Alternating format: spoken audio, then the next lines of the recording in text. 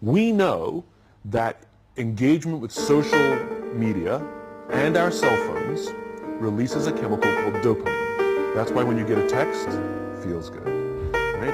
So, you know, we've all had it where you're feeling a little bit down or feeling a bit lonely, and so you send out 10 texts to 10 friends, you know, hi, hi, hi, hi, hi, because it feels good when you get a response, right? Right? It's why we count the likes. It's why we go back 10 times to see if it's going, if my Instagram is going slower, did I do something wrong? Do they not like me anymore, right? The trauma for young kids to be unfriended, right? Because we know when you get a hit of dopamine, which feels good. It's why we like it. It's why we keep going back to it. Dopamine is the exact same chemical that makes us feel good when we smoke, when we drink, and when we gamble.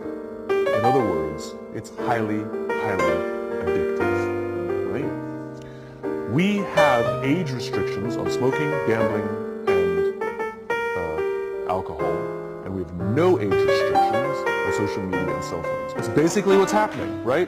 That's basically what happened. We have an entire generation that has access to an addictive, numbing chemical called dopamine through social media and cell phones. What's happening is because we're allowing unfettered access to these dopamine-producing devices and media, basically it's becoming hardwired, and what we're seeing is as they grow older, too many kids don't know how to form deep, meaningful relationships. Their words, not mine. They will admit that many of their friendships are superficial. They will admit that their friends, that they don't count on their friends, they don't rely on their friends, they have fun with their friends, but they also know that their friends will cancel on them if something better comes along. Deep, meaningful relationships are not there because they never practice the skill set, and worse, they don't have the coping mechanisms to deal with stress. So when significant stress starts to show up in their lives, they're not turning to a person, they're turning to a device, they're turning to social media, they're turning to these things which offer temporary relief. We know, the science is clear, we know that people who spend more time on Facebook suffer higher rates of depression than people who spend less time on Facebook. Right? These things balance, right? There's nothing wrong with social media and cell phones. It's the imbalance, right? If you're sitting at dinner with your friends and you're texting somebody who's not there, that's a problem. That's an addiction. If you're sitting in a meeting with people you're supposed to be listening to and speaking, and you put your phone on the table, face up or face down, I don't care, that sends a subconscious message to the room that you're just not that important. Right? That's what happens.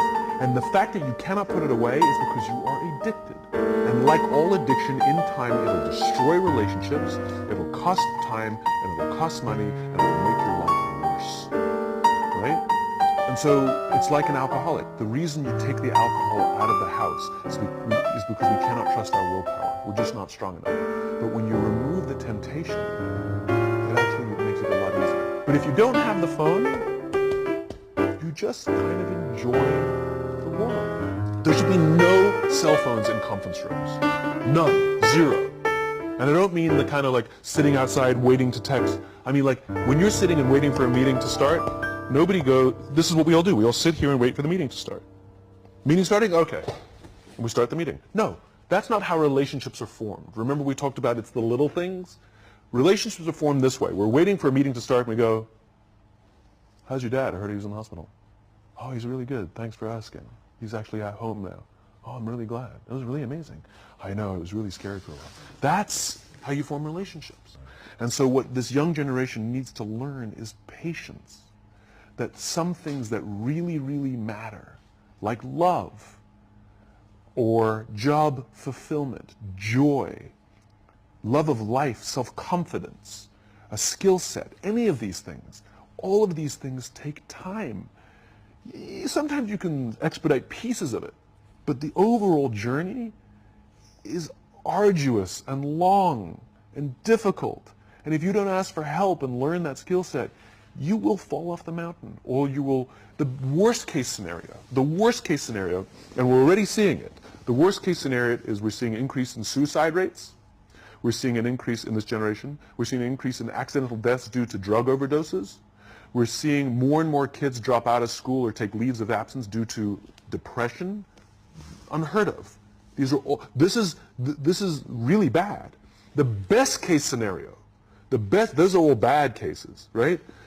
The best case scenario is you'll have an entire population growing up and going through life and just never really finding joy.